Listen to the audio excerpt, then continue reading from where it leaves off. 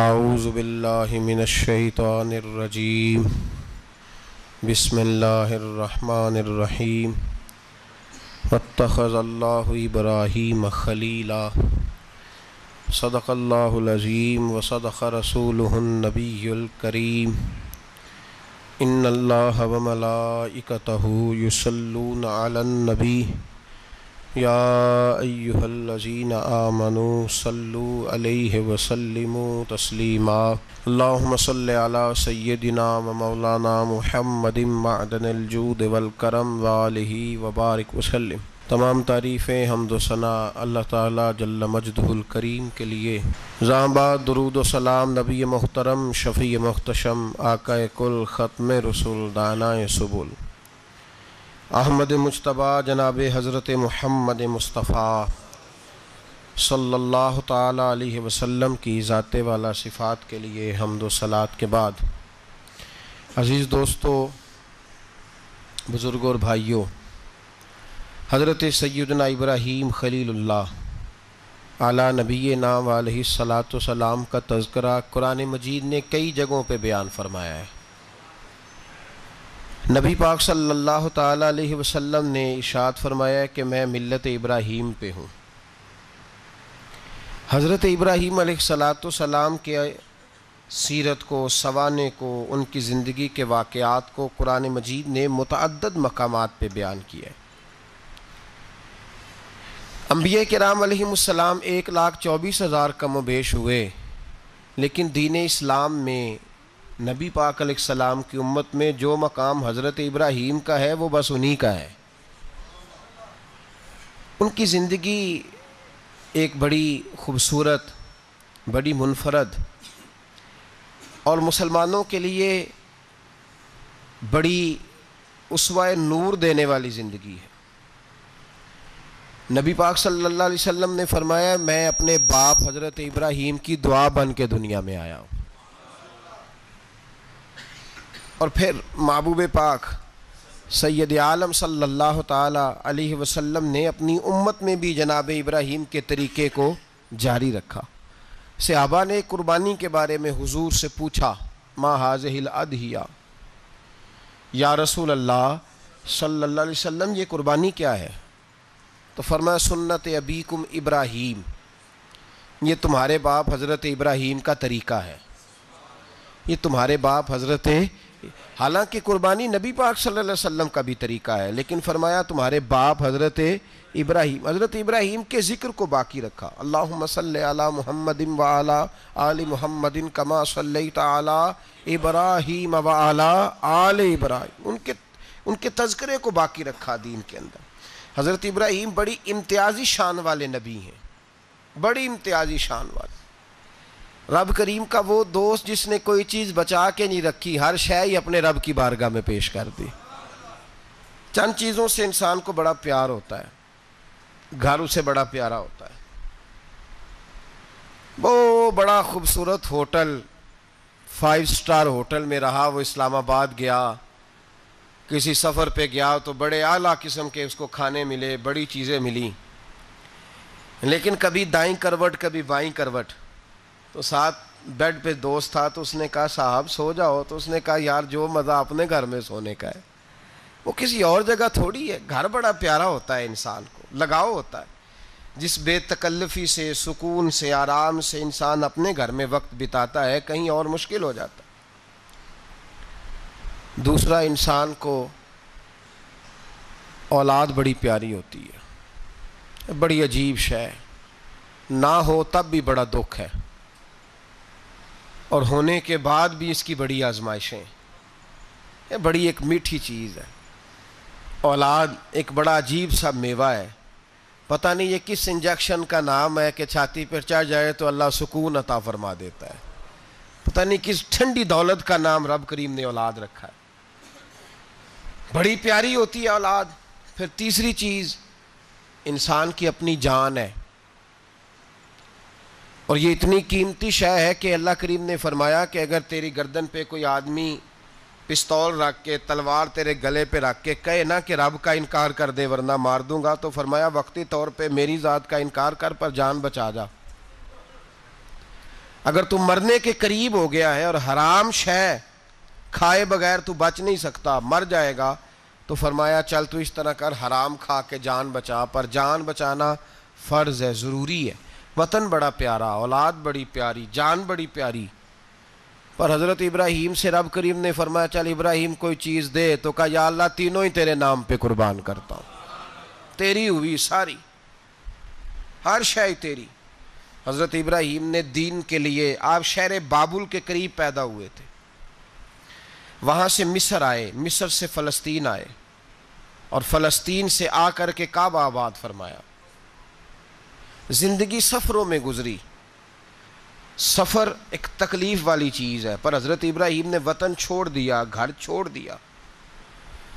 جان بڑی عزیز ہوتی ہے اصل میں نا، جب انسان جد و جہد کرتا ہے نا دین کے لیے، تو اس کے رستے میں بڑی چیزیں آتی ہیں، کبھی اولاد، کبھی گھر، کبھی باہر، کبھی حکومتیں، کبھی سیاستیں، کبھی چدراہٹیں، اس کے رستے میں بڑا کچھ آتا ہے، اور اسے ہر چیز کو فیس کرنا پڑتا ہے۔ گھر کے اندر بھی جنگ ہوتی ہے اور گھر کے باہر بھی لڑائی ہوتی ہے، یہ آسان ہے ہی نہیں۔ ہم تو خیر ہتھیار چھوڑ کے پھینکنے والے لوگ ہیں، ہم بھولے بھالے لوگ ہیں، ہم کہتے ہیں میں نے تو کہا تھا مہندی نہ کرو، پر بیٹے نہیں مانے، تو بھولے جو ہوئے۔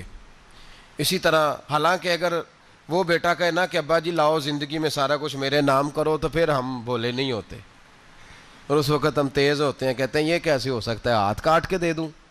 اس وقت نہیں، دین کے معاملے میں بھولے ہوتے ہیں۔ بیٹا بد مذہب کے پاس جا رہا ہے تو اس وقت ہم بھولے بھالے ہیں، کوئی عرض نہیں، لیکن اگر وہ اپنی پسند کی شادی کرے ہمیں کراس کر کے، پھر ساتھ ہی ہم تیز ہو جاتے ہیں۔ تو حضرت ابراہیم نے جب دین کے لیے نکلے تو جد و جہد کی، گھر کے اندر بھی گھر کے باہر بھی۔ آپ کے والد کا نام طارق ہے، وہ توحید پرست تھے، ایماندار تھے، پرہیزگار تھے۔ آپ کے چچا کا نام آزر ہے، وہ بت پرست تھے، بت بیچا کرتے تھے۔ حضرت سیدنا ابراہیم علیہ السلام جب میدان عمل میں نکلے تو حضرت ابراہیم علیہ السلام نے اپنے گھر سے جہاد شروع کیا، لڑنا پڑا، گھر کے اصولوں سے، چچا نے جو رواج بنائے ہوئے تھے اس رواج سے ٹکرائے۔ فرمایا میں اپنے گھر کے اندر یہ بت پرستی نہیں ہونے دیں گا۔ چچا کو ایک دفعہ نہیں، بار بار 100 دفعہ سمجھایا۔ آپ کا چچا بت بنا کے بیچا کرتا تھا۔ حضرت ابراہیم علیہ السلام تھوڑے بڑے ہوئے تو کہنے لگا کہ چلو میرے ساتھ، تم بھی بت بیچنے ہیں، ہمارا کاروبار ہے۔ حضرت ابراہیم ساتھ نکلے تو بت پکڑا ہے، گندے پانی کے اندر اس بت کو ڈبوتے ہیں، کہتے ہیں کسی نے خریدنا ہے تو خرید لو، نہ یہ نفع دے سکتا ہے نہ نقصان دے سکتا ہے، جو اپنا آپ نہیں بچا سکتا تمہیں کیا بچائے گا، خریدنا ہے تو خرید لو۔ چچا کہنے لگا تو کاروبار چمکا رہا ہے کہ تباہ کر رہا ہے۔ گھر میں بڑے معاملات خراب ہوئے، جھگڑے ہوئے، لیکن حضرت ابراہیم علیہ السلام ایک منٹ کے لیے بھی اپنے گھر کے اندر بھی کمپرومائز کرنے کو تیار۔ یہ تھوڑا مشکل میں نے پہلو چھیڑ دیا ہے، یہ تھوڑا مشکل پہلو چھیڑ دیا ہے۔ بڑا سمجھدار آدمی ہے پر بیوی سے پردہ نہیں کرا سکتا، سیانا ہے، پنچایت کا بندہ ہے، جو اس سے آپ کہیں گے وہ بات یہ سنائے گا، لیکن کہتا ہے نہیں جی میں نے کوشش کر لی ہے۔ کس قسم کی کوشش ہے صاحب، یہ کیسے ہو گیا؟ حضرت ابراہیم علیہ السلام نے گھر کے اندر سے فرمایا نہیں کرنے دوں گا، گھر کے اندر بھی ٹکرائے، فرمایا تم جو بھی ہو پاش پاش کیا چچا کے اصولوں کو، اور باہر جب نکلے تو صرف علاقے کے چیئرمین سے نہیں ٹکرائے، ایم پی ایم این اے وزیر مشیر سے نہیں ٹکرائے، سپر پاور نمرود دنیا کا واحد حکمران تھا اس وقت، دوسرا کوئی حکمران ہی نہیں تھا، اکیلے حکمران سے جا کر ٹکرائے، کوئی ساتھ فوج نہیں تھی، کوئی ساتھ ان کے طاقت بظاہر دنیا داری کی کوئی نہیں تھی، پر حضرت ابراہیم جا کے ٹکرائے، اور میرے رسول پاک صلی اللہ علیہ وسلم نے سند بیان کی، فرمایا افضل الجہاد کلمۃ الحق عند سلطان الجابر، فرمایا سب سے افضل جہاد یہ ہے کہ تو ظالم بادشاہ کے سامنے کھڑے ہو کے حق بات بیان کر دے، یہ سب سے بڑا جہاد ہے، یہ سب سے افضل الجہاد کلمۃ الحق عند سلطان الجابر، سب سے بڑا جہاد۔ حضرت ابراہیم کھڑے ہو گئے، سپر پاور سے ٹکرائے۔ یہاں ہم لوگ حکمتوں کا شکار ہیں، دیکھیں گے، کریں گے، سوچیں گے، اور مولوی صاحب کو ویسے کہتے ہیں آپ پرہیز کریں سیاسی باتوں سے. بھئی اللہ کے ہر نبی نے جا کے وقت کے ظالم حکمران کو لتاڑا ہے, للکارا ہے. یہ تو مشن انبیاء ہے. حضرت سیدنا ابراہیم علیہ السلام نے جو اس کو جا کے کہا کہ تو جھوٹ بولتا ہے, تو جھوٹا ہے, تو خدائی کا دعویٰ کرتا ہے, تو بہت بڑا ظالم ہے. اور قرآن مجید نے اس ساری بات کو بیان فرمایا ہے. حضرت ابراہیم علیہ السلام سے کہنے لگا میں رب ہوں. تو آپ نے فرمایا میرا رب تو وہ ہے جو زندہ کرتا اور مارتا ہے. تو پھر آپ حق بات بیان کریں گے تو اللہ مارے گا کہ بندہ مارے گا؟ کچھ بھی نہیں ہوتا, کیونکہ زندگی موت کس کے ہاتھ میں ہے؟ اللہ کے ہاتھ میں. زندگی موت اللہ, کچھ بھی نہیں ہوتا. انسان صحیح سمت کا تعین کرے اور صحیح صحیح چلے. حضرت علی شیر خدا سے کسی نے کہا تھا کہ آپ کے بڑی دشمنی ہے, کوئی محافظ رکھ لیں. آپ فرمانے لگے موت خود بہت بڑی محافظ ہے, وقت سے پہلے آتی ہی نہیں. بڑی محافظ ہے, وقت سے پہلے. علامہ نورانی رحمۃ اللہ تعالیٰ علیہ کراچی جیسے شہر میں رہا کرتے تھے, جہاں گام گام پہ خطرہ تھا. لوگوں نے کہا حضرت اتنے بڑے لیڈر ہو, آپ کی جماعت کی 62 سیٹیں ہوئیں قومی اسمبلی میں, ایک ایسا وقت بھی آیا تو کوئی ایک آدمی بندوق والا. آپ فرمانے لگے مجھے ضرورت ہی نہیں, اس لیے کہ جس خدا رسول کے لیے میں نکلا ہوں وہ خود ہی حفاظت کرنے والے ہیں, ضرورت نہیں ان چیزوں. تو بھائی حضرت ابراہیم ٹکرائے اور آپ کا انداز کیا ہے؟ جا کے کہا کہ تو نہیں, خدا وہ ہے جو زندہ کرتا. اور اس نے ایک بیوقوفوں جیسی دلیل دی. ایک آدمی کو کل پھانسی دینی تھی تو اس کو بلایا, کہنے لگا تجھے کب پھانسی ہے؟ اس نے کہا کل. کہنے لگا جا تجھے آزاد کیا, زندگی دی, اس کو چھٹی دے دی. ایک عام آدمی بیچارہ بیٹھا تھا, اس کو پکڑ کے نا کہنے لگا اس کی گردن اڑا دو.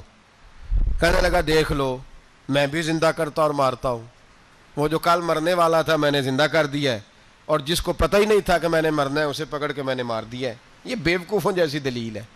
حضرت سیدنا ابراہیم علیہ السلام چاہتے تو اسی وقت دلیل توڑ دیتے کہ تو کیا بیوقوفوں جیسی بات کر رہا ہے, اگر تو زندگی دیتا ہے تو مرے ہوئے میں جان ڈال کے دے جس کو تو نے مارا ہے.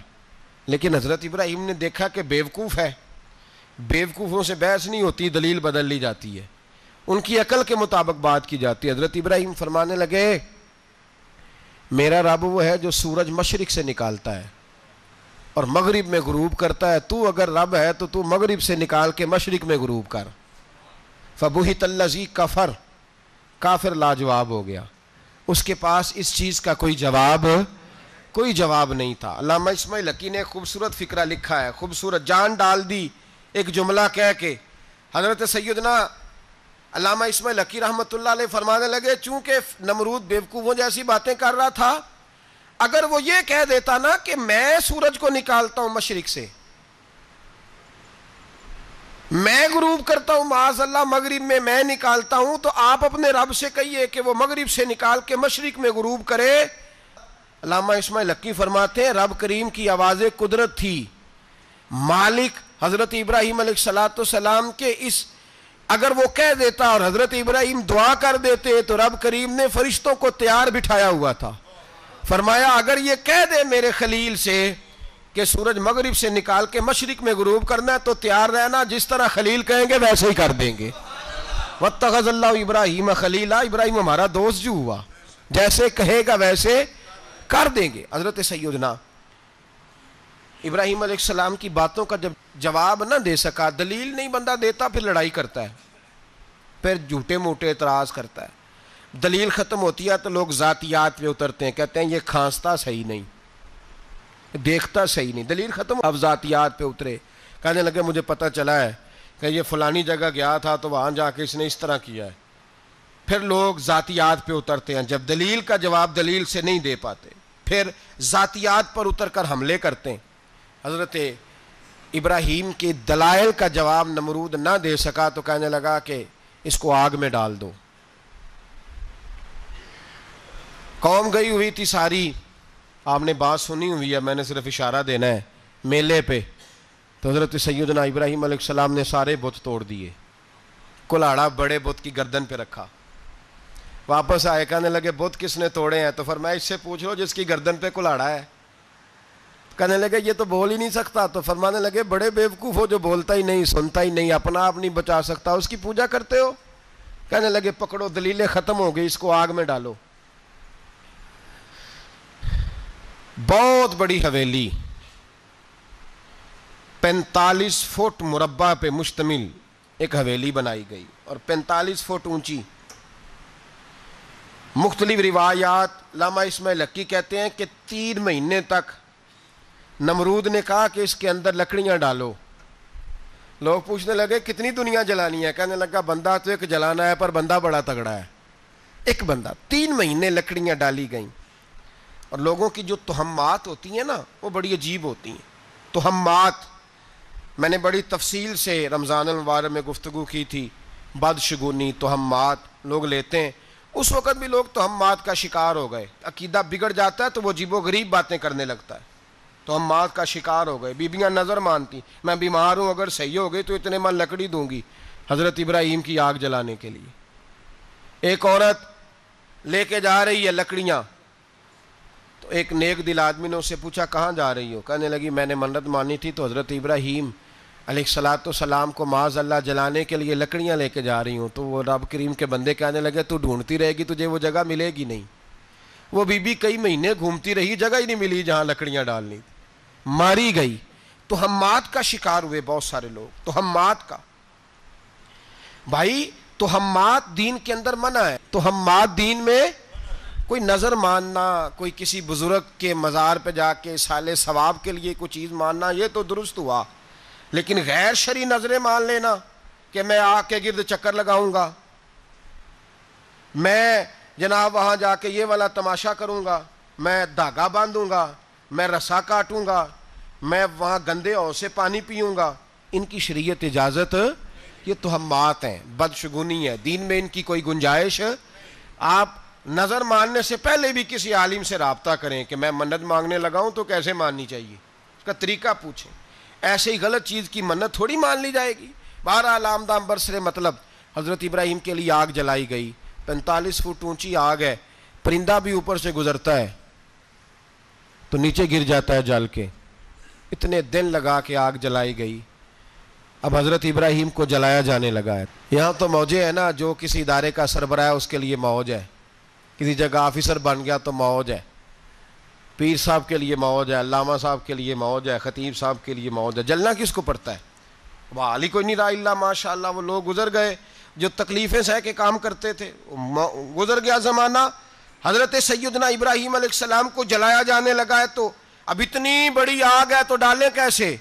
شیطان نے تجویز دی کہ منجنیق بناؤ. منجنیق بڑے بڑے بانس باندھ کے ان کے نیچے رسا باندھو. وہ جس طرح جھولنے کے لیے جھولا بنایا جاتا ہے اس طرح ایک منجنیق پرانے زمانے میں اس میں پتھر رکھ کے پھینکے جاتے تھے دشمنوں پہ. وہ منجنیق بنائی گئی کہ دور سے حضرت ابراہیم کو پھینکیں گے. ہاتھ حضرت ابراہیم کے باندھ دیے پاؤں مبارک باندھ دیے. پوری زمین پہ ایک نام لینے والا خدا کا. اور اس کو آج رسیوں میں جکڑا ہوا ہے. جب پھینکا جانے لگا نا آگ میں حوریں رونے لگیں فرشتے تڑپنے لگے. اے اللہ یہ کیا ہونے لگا ہے؟ ایک تیرا خلیل اور وہ بھی آگ میں. فرمایا جاؤ جا کے اس سے کہو اگر تمہاری مدد لیتا ہے تو اسے بچاؤ. ہوا کا فرشتہ آیا کہا ابراہیم اگر تو کہے. او بھائی ان چیزوں کو کہانی سمجھ کے نہ سنا کریں. یہ داستان نہیں. یہ وہ طریقے ہیں جو ہمارے رسول نے ہمیں اپنانے کا حکم ارشاد فرمایا ہے. جو عقیدے یہ وہ نظریات ہیں جو ہمیں اوڑھنے کو کہا گیا. اپنے رب کریم کی رضا پہ راضی رہنے کے یہ وہ خوبصورت مواقع ہیں صوفیاء نے جن کو بنا کر سمجھا کر ہم تک پہنچایا ہے. یہ ہے اہل طریقت کی باتیں. وہ کہتے ہیں یار جس حال میں رکھے راضی رہنا ہے. حضرت ابراہیم علیہ السلام کو پھینکا جا رہا ہے. فرشتہ آیا اے اللہ کے خلیل اگر حکم دو تو اتنی ہوا چلاؤں کہ نمرودی جل جائیں سارے آگ ان پہ پھینک دی جائے. آپ نے فرمایا تو جا تجھ سے مجھے کوئی کام نہیں. تھوڑی دیر کے بعد پانی کا فرشتہ آیا کہا حضور اتنی بارش برساؤں گا کہ آگ بجھ جائے گی. فرمایا تو جا تجھ سے کوئی کام نہیں. اب جب منجنیق میں رکھ دیے گئے آگ میں جانے کا لمحہ ہے تیاری ہے. حضرت جبریل امین حاضر خدمت ہوئے. کہا ابراہیم کوئی حاجت؟ فرمایا تجھ سے کوئی نہیں. کہا چلو مجھ سے نہیں تو رب کریم سے ہی بات کر لو. مجھے پتا ہے میں چھوٹا ہوں آپ مجھ سے مدد کیوں لو گے. رب کریم سے ہی بات کر لیں. تو حضرت ابراہیم کہنے لگے جبریل یہ بتا رب کو نہیں پتا اس کا خلیل کس حال میں ہے. اسے نہیں پتا میں کس حال میں ہوں. میرے ہاتھ بندھے ہیں پیر بندھے ہیں آگ میں، اسے نہیں پتا؟ بتایا تو اسے جاتا ہے جسے خبر نہ ہو، تو اگر اسے پتا ہے تو اگر وہ جلانے پہ راضی ہے تو میں بھی جلنے کو تیار ہوں، میں تیار ہوں، اسے کہو ٹھیک ہے۔ حضرت سیدنا ابراہیم علیہ السلام کو منجنیق میں ڈال کے جو پھینکا آگ میں، یا نار کونی بردم و سلاما علی ابراہیم، اللہ نے فرمایا اے آگ میرے ابراہیم پہ ٹھنڈی بھی ہو جا اور سلامتی والی بھی ہو جا۔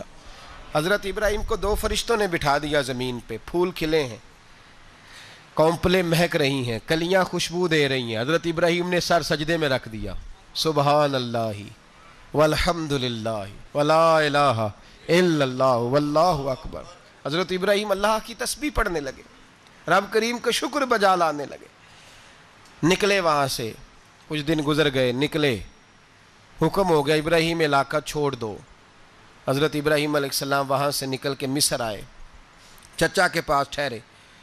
انہوں نے اپنی بیٹی جناب سارہ کا نکاح کر دیا۔ کچھ آگے بڑھے تو ایک ظالم بادشاہ سے ٹکرائے، اس نے ایک شہزادی، ایک بادشاہ کی بیٹی قید کی ہوئی تھی، جناب ہاجرہ نام تھا، ان کو قید سے چھڑا کے ساتھ لائے۔ حضرت لوط علیہ السلام بھی ساتھ، یہ 4 لوگوں کا قافلہ چلا، فلسطین میں جا کے پڑاؤ ڈالا، گھر بار چھوڑا، تبلیغ شروع ہوئی۔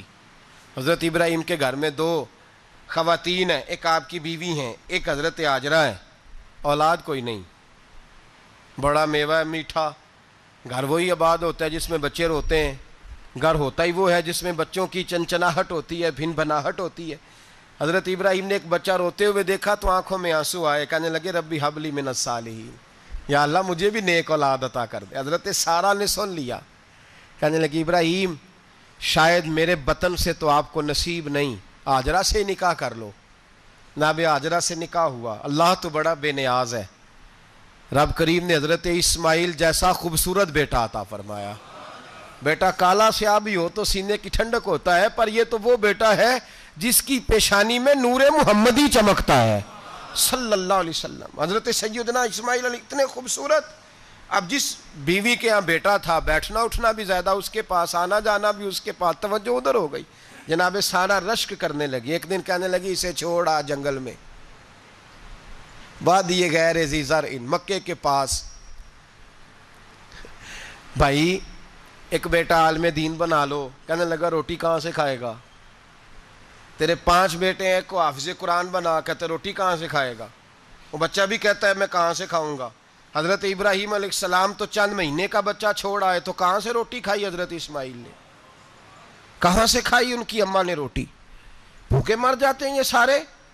میں بڑی ذمہ داری سے کہا کرتا ہوں کہ جتنی خوبصورت روٹی اللہ کریم دین کے خادموں کو عطا کرتا ہے شاید کسی اور کے نصیب ہوتی ہو، لیکن ہم لوگ توجہ ہی نہیں کر رہے، ہمارا ذوق ہی نہیں بن رہا، ہم یہ محنت ہی نہیں کر رہے کہ قوم کو مستند علماء کی ضرورت ہے، علاقوں کے علاقے خالی ہیں، ادھر ہمارا مزاج ہی نہیں بن رہا، توجہ ہی نہیں دین کی خاطر۔ اور پھر چلے بچے تو بعد کی بات ہے نا، جو ابھی خود جوان ہے وہ بھی یہ دعا، ایک صاحب مجھے کہنے لگے میں دعا مانگ رہا ہوں اللہ مجھے بیٹا دے تو میں اسے دین پہ لگاؤں گا، تو میں نے کہا آپ بھی بوڑھے نہیں ہوئے، آپ خود ہی لگ جائیں، بیٹا تو ابھی آئے گا تو لگے گا نا، تو آپ تو اس وقت ہے تو آپ تو پہلے لگے نا صاحب، 2 گھنٹے تو نکال کے آئے، دین سیکھنے کو کافی ہے۔ آپ اتنی لمبی سوچ رہے ہیں کہ بچہ آئے گا تو بڑا ہوگا تو وہ جائے گا تو دیکھی جائے گی، ابھی تو آپ ہیں تو آپ تو آؤ۔ حضرت ابراہیم نے بچہ وہاں چھوڑا۔ یہاں سے جو عمرہ کرنے لوگ جاتے ہیں نا، جو حج کرنے جاتے ہیں، ان کو پتہ ہے کہ وہاں دنیا کی ہر نعمت ملتی ہے، پھر بھی ڈبل ٹرپل پیسے لوگ جیبوں میں ڈال کے جاتے ہیں۔ حضرت ابراہیم جب وہاں لے کے گئے تو کوئی انسان نہیں تھا، پانی کا قطرہ نہیں تھا، 2 کلو کھجوریں، ایک مشکیزہ، بیوی کو تھمایا۔ ہمارے گھر میں ہزاروں چیزیں پڑی ہیں، لیکن وہ جو توکل ہے نا وہ ختم ہو گیا ہے۔ اللہ دے گا، حلال حلال پہ قناعت کرے، جائز جائز پہ بھروسہ کرے، رب کریم عطا کرنے والا ہے، وہ مزاج ختم ہو گیا۔ حضرت سیدنا ابراہیم علیہ السلام 2 کلو کھجوریں، ایک مشکیزہ پانی کا دے کر کے، اور وہاں بٹھایا آپ نے اپنے بچے کو اور اپنی زوجہ جناب ہاجرہ کو، اور بٹھا کر کے یہ واپس پلٹنے لگے تو حضرت ہاجرہ سلام اللہ علیہ نے آواز دی، کہا ابراہیم کس کے سہارے پہ چھوڑ کے جا رہے ہو؟ جہاں آب زمزم کا کنواں ہے نا، جو لوگ گئے ہیں جنہوں نے صفا مروہ کی صحیح کی ہے، صفا مروہ سے باہر نکلے نا، سرکار کی ولادت کا مقام ہے، اس جگہ پہ آب زمزم کا کنواں تھا، وہاں حضرت سیدنا ہاجرہ کو بٹھایا، کوئی چیز نہیں، کوئی درخت نہیں، کوئی کھیت نہیں، کوئی پانی نہیں، کوئی کنواں نہیں، وہاں بٹھایا اور بٹھا کر کے نکلنے لگے تو جناب ہاجرہ فرمانے لگی ابراہیم کس کے سہارے پہ چھوڑ کے جا رہے ہو؟ کہنے لگے اللہ کے سہارے پہ۔ تو پاک باز بی بی نے ایک لفظ پوچھا، کہا ابراہیم یہ میرے رب کا حکم ہے، یہ میرے، بس جن کا عقیدہ توحید مضبوط ہو ان کے لیے ایک جملہ کافی ہوتا ہے، یہ میرے اللہ کا حکم ہے۔ تو جناب ابراہیم علیہ السلام فرمانے لگے ہاجرہ ہاں رب کا حکم ہے۔ جب یہ لفظ کہے تو چاہیے تھا نا حضرت ابراہیم تسلی دیتے، تو بی بی صاحبہ تسلی دینے لگی، عرض کرنے لگی ابراہیم اگر اللہ کا حکم ہے تو پھر آپ ہماری فکر نہ کرنا، اگر یہ رب کا حکم ہے تو پھر ہماری فکر نہ کرنا، جس رب نے ہمیں یہاں تک پہنچایا ہے وہ ہمیں کبھی بھی ضائع نہیں فرمائے گا، پھر فکر نہ کرنا۔ حضرت ابراہیم آ گئے، بات آپ نے سنی ہوئی ہے، اشارہ کرنا مقصود ہے۔ 13 سال میں چلے مان بھی لیا جائے بعض روایات کی روشنی میں کہ آتے جاتے بھی رہے، لیکن مکمل دیکھ بھال اپنے بچے کی پرورش میں پورا حضرت ابراہیم علیہ السلام کا کردار، سارا کردار ماں کا تھا۔ میں جب خواتین کے بارے میں کوئی بات کرتا ہوں تو میں آپ کو اکثر کہتا ہوں کہ یہ صرف بیوی کے لیے حکم نہیں ہوتا، یہ ٹریننگ بیٹی کو دینی ہے اور بہن کو دینی ہے، یہ تربیت کریں اپنے گھر میں۔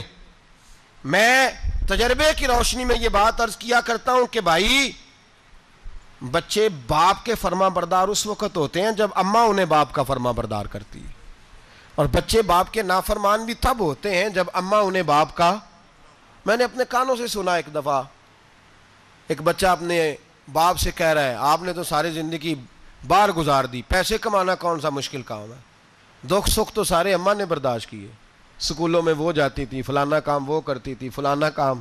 اب یہ سوچ اس کی ذاتی تو نہیں، یہ اس کو دی گئی ہے، اور اگر اس کو یہ سوچ دے دی جائے کہ اماں کہے کہ میں تو اپنوں میں رہی ساری زندگی، میں نے تو اپنوں میں وقت گزارا، اور تیرا باپ تو کئی دفعہ جنازے بھی نہیں پڑھ سکا، اس نے تو ماں باپ ایسے دفن کر دیے، وہ اگر یہ سوچ فراہم کرے تو پھر بچہ باپ کا فرما بردار ہوتا ہے۔ اور یہ والی روایتیں ہم بیوی کو سناتے ہیں، حالانکہ کس کو سنانی چاہیے؟ بولیے، بہن اور بیٹی کو، بہن اور بیٹی کو سنائیں یہ باتیں، ان کو سمجھائیں تاکہ آگے جا کے وہ جو گھر ترتیب دیں وہ گھر بڑا عمدہ اور نکھرا ہوا ہو۔ حضرت سیدنا ابراہیم 13 سال کے بعد آئے، چونکہ گھر میں اللہ تبارک و تعالیٰ کی دوستی کا چرچا تھا، اللہ تبارک و تعالیٰ کی محبوبیت کا غلبہ تھا۔ 13 سال کے بعد فلما بالغ معہ سعیا، بیٹا جب اتنا بڑا ہوا کہ سال چلنے لگا تو حضرت ابراہیم نے اپنے بیٹے کو بلا کے کہا بیٹا مجھے خواب آئی ہے، میں تجھے ذبح کر رہا ہوں، تیری کیا رضا ہے؟ تو حضرت اسماعیل کہنے لگے یا ابت افعل ما تؤمر، ابا جی اللہ جیسے حکم دیتا ہے میرے ساتھ ویسے ہی کریں، جیسے اللہ حکم دیتا ہے ویسے ہی، بولیے، ویسے ہی کریں۔ حضرت ہاجرہ کو کہا کہ ایک دوست نے دعوت کی ہے تو وہاں جا رہے ہیں، بی بی مطمئن ہے، تفصیلات کی ضرورت نہیں، ختم بات، اعتبار ہے، مطمئن ہو گئی۔ شیطان پیچھے سے آیا اماں کے پاس، ذرا تھوڑی دیر کے لیے تصور جمائیے، یہاں تو پڑوسن آ کے کوئی بات بتا دیتی ہے خاوند کے بارے میں تو کئی مہینے جھگڑا جاری رہتا ہے، پڑوسن محلے دار، شیطان نے آ کے بتایا لفظ کیا ہے؟ کہا حضرہ تمہیں پتہ ہے کہاں جا رہے ہیں؟ کہا دوست کی دعوت میں۔ تو کہنے لگے دوست کون ہے؟ رب کریم، اور ابراہیم کا خیال ہے کہ اس رب نے مجھے حکم دیا ہے کہ میں ذبح کروں۔ تو حضرت ہاجرہ کہنے لگی کبھی باپ بھی بیٹے ذبح کرتے ہیں؟ تو شیطان کہنے لگا ان کا خیال ہے کہ ان کے رب نے حکم دیا ہے۔ تو جناب ہاجرہ فرمانے لگی اگر رب نے حکم دیا تو پھر تو مجھے شیطان لگتا ہے، تو مجھے شیطان لگتا ہے۔ کہا کیا مطلب؟ فرمانے لگی اگر رب کریم کا حکم ہے تو میرے پاس ایک اسماعیل ہے، اگر 1000 بھی ہوتے میں سارے اللہ کے راستے میں پیش کر دے دیتی، مالک کا ہی تو ہے سارا کچھ، اسی کا ہے، اس میں لیت اللہ کی کیا گنجائش؟ حضرت سیدنا ابراہیم علیہ السلام نے بیٹے کے حلق پہ چھری رکھ بھی دی اور چھری چلا بھی دی، رکھ بھی دی، اور وہ تو اللہ کریم نے فرمایا یا ابراہیم قد صدقت الرؤیا، ابراہیم تو نے خواب سچا کر دکھایا، وہ قیامت تک تیرا نام رہے گا۔ حضرت ابراہیم نے وطن بھی دیا، جان بھی دی، بیٹا بھی، اللہ کریم نے دمبے دیے، فرمایا یہ فدیہ ہے، اب یہ قربانی قیامت تک حضرت ابراہیم کے طریقے کے مطابق جاری ہے. حضرت ابراہیم بہت بڑے مہمان نواز تھے, بہت بڑے. آپ جب مصر میں قیام تھا تو بڑے بڑے لمبے چوڑے لنگر پکتے تھے, لوگ آیا جایا کرتے تھے, بڑا تفصیل کے ساتھ کھانا ہوتا تھا. مہمان نوازی آپ کی خاص صفت مبارکہ ہے. ہمارے ہاں بھی مہمان نوازی ہوتی ہے امیروں کی, بلکہ اب تو مہمان نوازی اس طرح کی ہے کہ کل تیری میرے پاس دعوت ہے اور پرسوں میری تیرے پاس ہے. وہی امیروں میں وہ چکر رہتا ہے, پارٹیاں دوست ایک دوسرے کو ڈالتے ہیں, تیری طرف پارٹی تیری طرف. اور اسی انداز میں اب یہ عید آئے گی نا, ٹکا پارٹیاں ہوں گی جگہ جگہ, اور لوگ سوال پوچھنے لگے ابھی سے, کہتے ہیں قربانی کا کتنا گوشت گھر رکھنا جائز ہے, قربانی کا کتنا گوشت گھر رکھنا جائز ہے؟ سارا ہی جی. اس لیے فریزر لے لے, فریج سے نہیں کام چلے گا, سارا ہی جہاز گھر رکھنا سارا ہی جائز ہے, رکھ لیں. او خدا کے بندے, قربانی وہ بندہ دیتا ہے جو سارا سال ہی گوشت کھاتا ہے. صحیح کہہ رہا ہوں؟ قربانی صاحب نصاب صاحب استطاعت بندہ دیتا ہے نا, تو وہ سارا سال ہی گوشت, تو سارا گھر میں رکھنا بھی جائز ہے, لیکن سارا دے دینا بھی. تو جو آ رہی ہے اس پہ کیوں توجہ کرتے ہو, جو دوسرا جائز ہے اس پہ کیوں نہیں عمل کرتے؟ سارا تقسیم کر دیں, بات ختم ہوئی. یقین کریں, محرم میں جا کے دوست ٹیلی فون کر کے سوال پوچھتے ہیں, کہتے ہیں صاحب سنا ہے قربانی کا گوشت محرم میں کھانا جائز نہیں. میں کہ نہیں, ربیع الاول چ بھی جائز جے, رجب رمضان تک کھاؤ, کوئی بندہ نہیں منع کرتا, اس لیے کہ کسی کو دینا تو پسند ہی نہیں. یا پھر اس میں سے جو خاص چیزیں ہیں وہ اپنی فریج میں, اور باقی جو ہے وہ دوسروں کے لیے. یہ کیا طریقہ ہے ہمارا؟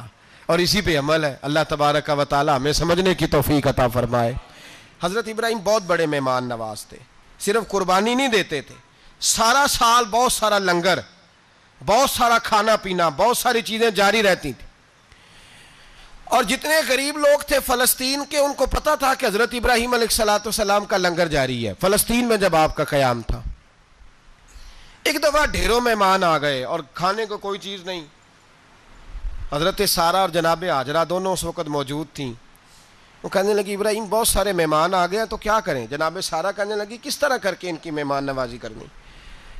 اور حالات یہ ہیں کہ قحط پڑا ہوا ہے فلسطین میں, مصر میں, دور دراز علاقوں میں.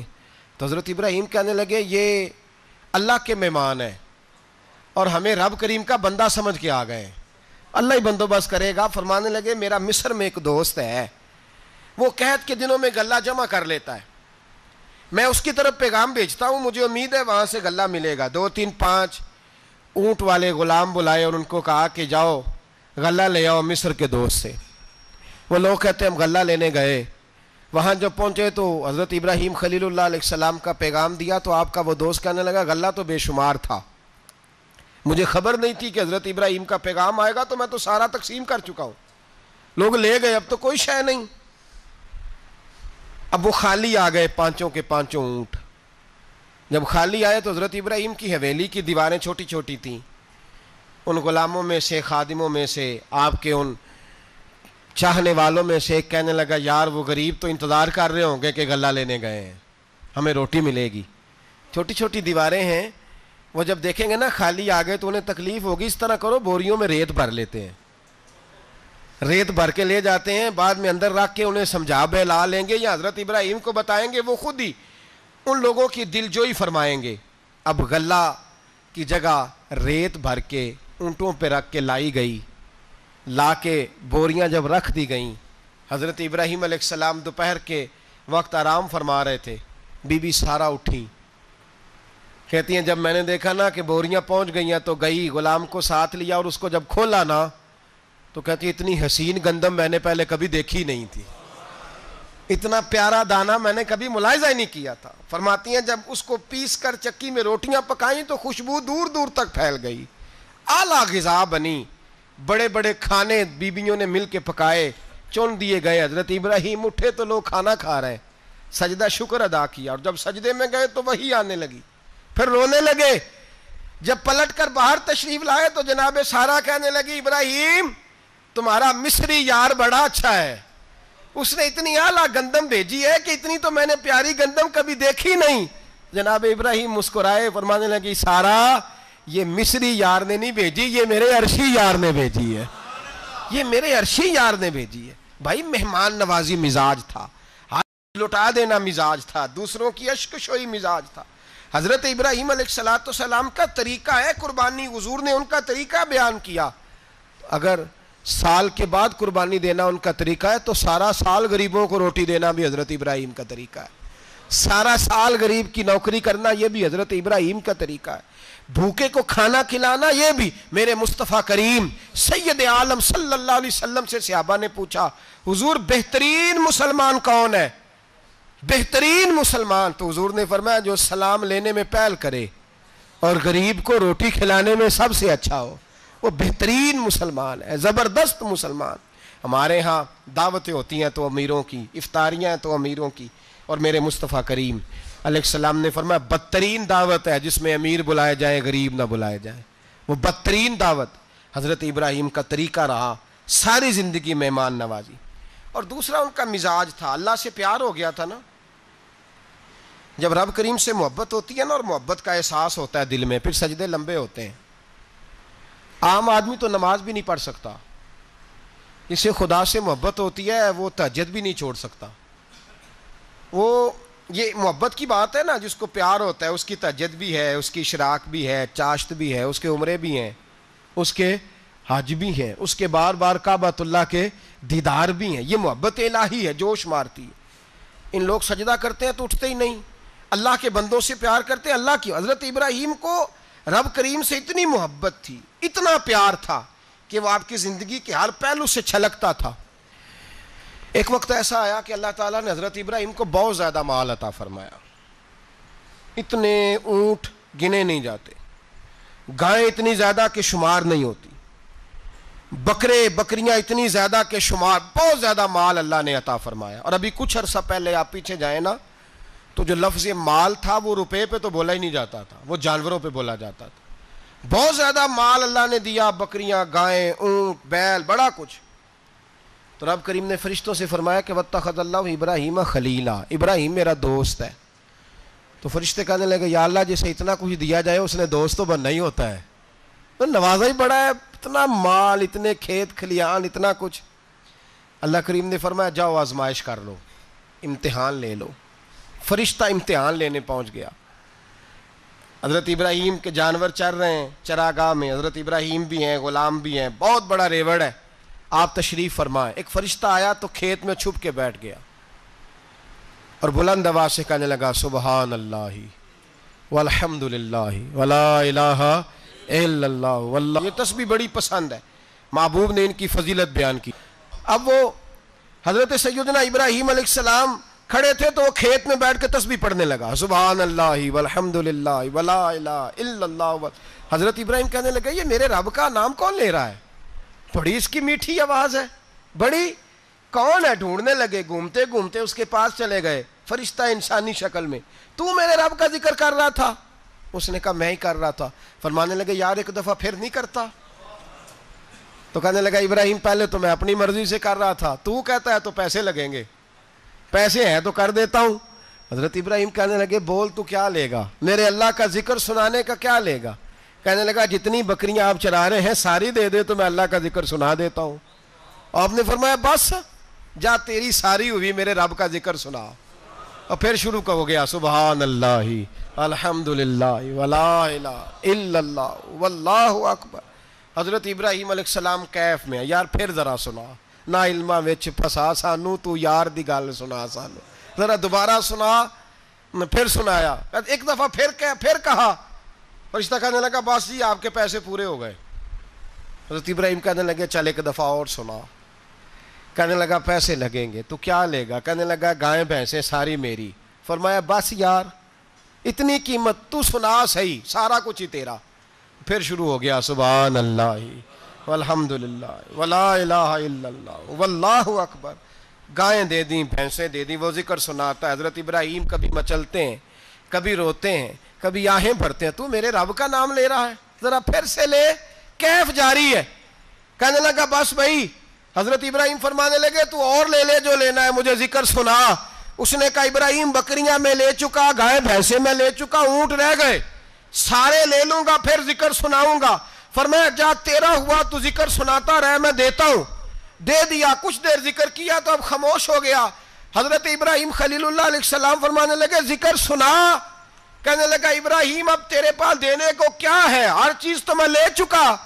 آپ فرمانے لگے یہ گائے بھینسیں بکریاں چرانے کے لیے تجھے کوئی نوکر ملازم بھی تو چاہیے نا. تو اس طرح کر مجھے رکھ لے، میں روٹی نہیں مانگوں گا، کھانا نہیں مانگوں گا، تو اللہ کا ذکر سناتا رہنا، میں تیرے جانوروں کی نوکری کرتا رہوں گا. حضرت ابراہیم علیہ السلام نے جب یہ کہا نا، فرشتے کی آنکھوں میں آنسو آ گئے. تر دامنی پہ شیخ ہماری نہ جائیے، ہم دامن نچوڑ دیں تو فرشتے وضو کریں. فرشتہ رو پڑا اور کہنے لگا ابراہیم مجھے سینے سے لگاؤ، آپ واقعی اس قابل ہے کہ اللہ آپ کو اپنا دوست بنائے، واقعی اس قابل ہے کہ رب آپ کو اپنا. حضرت ابراہیم علیہ السلام کا خدا سے محبت کرنے کا نرالا انداز. اور میرے بھائی یہی محبت انہیں میرے مصطفیٰ سے بھی تھی. ایک نبی گھر بنا رہا ہے، دوسرا بنوا رہا ہے. حضرت اسماعیل علیہ السلام پتھر اٹھا کے لا رہے ہیں، جناب ابراہیم بنا رہے ہیں. جب خانہ کعبہ بن گیا تو کہنے لگے ربنا وابعث فیہم رسولا، اے اللہ اب اسے بسانے کے لیے اپنا آخری رسول بھی عطا فرما. نبی پاک فرماتے ہیں میں دعا ہوں حضرت ابراہیم کی. یہ قربانی حضرت ابراہیم کا طریقہ ہے. حضور نے اگرچہ نبی پاک کی اپنی سنت تھی، یہ بھی کہہ سکتے تھے سنتی و سنت ابیکم ابراہیم، میری سنت ہے اور تمہارے باپ ابراہیم کی سنت ہے. یہ نہیں فرمایا. جب صحابہ نے کہا قربانی کیا ہے، فرمایا سنت ابیکم ابراہیم، یہ تمہارے باپ ابراہیم کی سنت ہے. ہر صاحب نصاب پر قربانی واجب ہے. جو زکوٰۃ کا نصاب رکھتا ہو اس پر قربانی واجب ہے. یعنی ضروریات سے زیادہ اتنے پیسے، جتنے پیسوں سے زکوٰۃ فرض ہوتی ہے، اتنے پیسے جس آدمی کے پاس قربانی سے پہلے آ جائیں اس آدمی پر قربانی کرنا واجب ہے. بکرا، چھترا، دمبا 1 سال کا یا دمبا 6 مہینے کا ہو پر اتنا بڑا محسوس ہوتا ہو کہ لگے کہ 1 سال کا ہے، اس کی قربانی ہو سکتی ہے. جانور میں کوئی عیب نہیں ہونا چاہیے. اتنا کمزور نہ ہو کہ ذبح جہاں اسے کرنا ہے وہاں وہ چل کے جا نہ سکے، اتنا کمزور جانور نہ ہو. اس کے اندر بظاہر کوئی اتنا بڑا نقص نہ پایا جاتا ہو، کانا نہ ہو، لنگڑا نہ ہو، کوئی اس کی ہاتھ نہ کٹے ہوئے ہوں، ایسا نقص جو واضح ہو. بکرا 1 سال کا، گائیں اور بھینس یہ 2 سال کی، اونٹ 5 سال کا. اب اس میں یہ ہے کہ ہمارے بہت سارے دوست چونکہ ہم دیہاتی لوگ ہیں تو پوچھتے ہیں کہ دوندا نہیں ہے تو چوگا نہیں ہے. تو یہ ہماری پنجابی کی اصطلاحات ہیں، پنجابی کی. شریعت اسلامیہ نے سال بتائے ہیں. یہ تو ہم نے اپنی آسانی کے لیے یا دیہاتوں میں جو ماحول تھا اس طرح کا جانور لیں، خوبصورت جانور لیں. جو نصاب ہے وہ بھی میں نے آپ کو بتایا. لیکن ایک اور پہلو بھی ہے. نبی پاک صلی اللہ علیہ وسلم پہ زکوٰۃ کبھی فرض نہیں ہوئی، کبھی حضور پہ زکوٰۃ فرض نہیں ہوئی. نبی پاک صلی اللہ علیہ وسلم کے پاس اتنا سرمایہ کبھی اکٹھا ہوا ہی نہیں کہ زکوٰۃ فرض ہو. لیکن نبی پاک کے صحابہ فرماتے ہیں کہ مدینے کے 10 سالوں میں اللہ کے رسول نے ہر سال قربانی فرمائی ہے، ہر سال قربانی دی. اور جس سال حضور حج کرنے گئے اس سال اللہ کے نبی نے 63 اونٹ ذبح فرمائے. اور حضور صلی اللہ علیہ وسلم جب اونٹ ذبح کرنے لگتے نا تو صحابہ کہتے ہیں اونٹ خود دوڑ کے حضور کے سامنے آ کے لیٹ جاتا اور نبی پاک اسے ذبح کرتے اور فرماتے ہیں ایک دوسرے کو دھکے دیتے اونٹ کے پہلے میں نے جانا ہے ذبح ہونے کے لیے، پہلے میں نے. انہیں پتا تھا کہ جو مصطفیٰ کے ہاتھوں ذبح ہوگا وہ تو دائمی زندگی پا جائے گا، یہاں بھی وہاں بھی زندہ. 63 اونٹ ذبح کیے. ایک اونٹ میں کتنی قربانیاں ہوتی ہیں؟ 7. اب 63 کو 7 سے ضرب دو گے تو کتنی بنے گی؟ اور پھر نبی پاک صلی اللہ علیہ وسلم نے 10 سال مدینہ منورہ میں قربانی دی ہر سال. اب وہ 63 اونٹ، ایک اونٹ میں 7 قربانیاں، ہر سال یہاں قربانی. اور مولا علی شیر خدا فرماتے ہیں نبی پاک 2 قربانیاں دیتے. میں نے کہا حضور 2 جانور ذبح کر رہے ہیں آپ؟ تو حضور نے فرمایا ایک میری طرف سے، ایک میری امت کی طرف سے، غریبوں کی طرف سے. اور حضرت علی کو حضور نے وصیت فرمائی تو 2 دیا کرے گا. یا رسول اللہ صلی اللہ علیہ وسلم میں غلام ہوں، خادم ہوں. حضور نے فرمایا علی ایک تو نے اپنی دینی ہے، ایک میری طرف سے دینی ہے. 2 قربانیاں. مولا علی نے بھی ساری زندگی 2 قربانیاں دی. حضرت علی بھی مال کے نصاب نہیں تھے، اپنا مکان ہی نہیں تھا، کوئی کاروبار نہیں تھا، کئی دن فاقے رہتے تھے. پر قربانیاں کتنی دیتے تھے؟ 2۔ ہمارے پاس ویسے اگر سسرال میں، میکے میں، کزنوں میں کچھ شادی ہو جائے تو 50-60 ہزار کا خرچہ برابر ہے، وہ پکا ہے۔ اور قربانی کی باری غریب ہو گئے، سارے ہی غریب ہو گئے، کہتے نہیں یہاں مشکل ہے۔ او خدا کے بندے، اللہ کے ساتھ تجارت کر، اس کے رستے میں 1 دے گا، رب تجھے 70 گنا اضافہ کے ساتھ عطا فرمائے گا۔ قربانی مال کے نصاب پہ ہے۔ کوشش کیا کریں کہ اللہ کے رستے میں جب دینا ہو پھر لیت اللہ سے بچیں، خوبصورت جانور لائیں۔ جن کو اللہ نے توفیق دی ہے ان کے لیے نصیحت ہے، جن کو اللہ نے توفیق دی۔ میں نے اپنے حضرت صاحب کو دیکھا ہے، وہ کہتے تھے کئی جانور اللہ نے بڑا نوازا ہے، کہتے ایک میرا ہے، ایک میرے ماں کا، ایک میرے باپ کا ہے، ایک میرے فلاں استاد صاحب کا، ایک میرے پیر صاحب کا ہے۔ یہ جانور غوث اعظم جیلانی کا نام کا دے رہا ہوں۔ اور پھر ایک بڑا خوبصورت جانور بندھا ہوتا اور حضرت خود ان کو چارہ ڈال رہے ہوتے، تو حضور یہ کیا ہے؟ فرمانے لگے یہ میں رسول اللہ کے نام پہ قربان کروں گا، یہ نبی پاک کے نام پر قربان کیا جائے گا۔ جن کو اللہ نے حیثیت دی ہے وہ کوشش کریں اپنے محبوب کی طرف سے بھی قربانی کریں، نبی پاک کے نام کی قربانی دے، خوبصورت سا جانور پیارا، پھر اس کی خدمت ہو، پھر اس کی قربانی دی جائے اور نبی پاک کے نام پر قربانی دی جائے۔ حضور نے خود وصیت فرمائی حضرت ابو بکر صدیق کو، قربانی بڑا حسین عمل ہے۔ اور میرے نبی پاک صلی اللہ علیہ وسلم نے ناراضگی بھی فرمائی، ذرا خوگر حمد سے تھوڑا سا گلا بھی سن لے۔ میرے حبیب نے فرمایا جو طاقت کے باوجود قربانی نہ کرے وہ ہماری عیدگاہ میں عید کی نماز پڑھنے نہ آئے، وہ نہ آئے۔ اور یا رسول اللہ جو کرے گا، فرمایا قربانی کے جانور کا خون کا قطرہ بعد میں زمین پہ گرے گا، اللہ اس کے سارے گناہ پہلے معاف فرما دے گا، اللہ اس کے سارے گناہوں کو بخشے گا۔ قربانی کریں، خوبصورت انداز میں کریں، اللہ کی رضا کے لیے۔ بزرگوں نے لکھا ہے 3 حصے کرو گوشت کے، ایک گھر میں رکھو، ایک رشتہ داروں میں بانٹو، پڑوسیوں میں بانٹو، اور تیسرا فقط غریبوں کو دو۔ لیکن میں اکثر یہ سوچتا ہوں کہ ہمارے ہاں قربانی کرتا ہی وہ ہے جن کے گھر میں ہر جمعرات کو چھوٹا گوشت پکتا ہے، اور جن کے گھر میں ہفتے میں 3 دفعہ مرغی کا گوشت پکتا ہے، وہی تو قربانی دینے کے قابل ہوتے ہیں۔ تو وہ بھی اگر قربانی کے بکرے میں سے بھی تیسرا رکھنا چاہیں تو اجازت تو ہے، میں نے کہا سارا رکھنے کی بھی اجازت ہے، لیکن اگر آپ مہربانی کریں، کوشش کریں کہ یار ہم تو سارا سال ہی کھاتے ہیں، اور ہمارے یہاں جو گوشت تقسیم ہوتا ہے نا وہ بھی باری لگی ہوئی ہے، ادھر سے پلیٹ آئی تھی گوشت کی تو ادھر سے بھر کے چلی گئی، بھئی اس نے کی ہے، اس کو بار بار گوشت دینے کا کیا مطلب ہے؟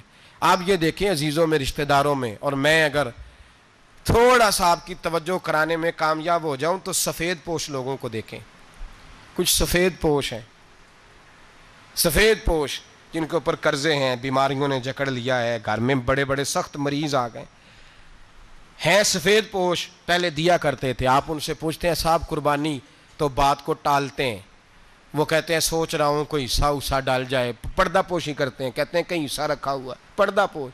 اکثر وہ لوگ قربانی نہیں دے پاتے، اکثر دیا کرتے تھے اب نہیں دے پا رہے، کیوں؟ اس لیے کہ مشکلات ایسی آ گئیں۔ ان لوگوں کا خیال کریں، ان کے گھروں تک گوشت پہنچا کے آئیں، ان پر توجہ کریں۔ وہ سفید پوش آدمی کبھی ذکر نہیں کرے گا۔ کچھ تو ایسے ہیں جو خود پہنچ جاتے ہیں کہ ہمیں گوشت دیا جائے، لیکن کچھ سفید پوش ہیں لا یسألون الناس الحافا، اللہ فرماتے ہیں کچھ لوگ لپٹ لپٹ کے سوال نہیں کرتے، سفید پوشی کا بھرم رکھتے ہیں، کا مزاج نہیں۔ ان کی طرف دیکھیں، اپنے رشتہ داروں کو دیکھیں، خاص کر ان رشتہ داروں کو دیکھیں جن کا آپ کو پتہ ہے کہ غریب ہیں، مجبور ہیں، ان کے گھروں میں گوشت بھیجیں۔ غریب بیٹیوں، غریب بہنوں کا خیال کریں، اس طرف متوجہ ہوں، ان کے ساتھ اس نے سلوک کریں، اس طرف آپ لوگ خیال کریں۔ اللہ ہمیں سمجھنے کی توفیق عطا فرمائے۔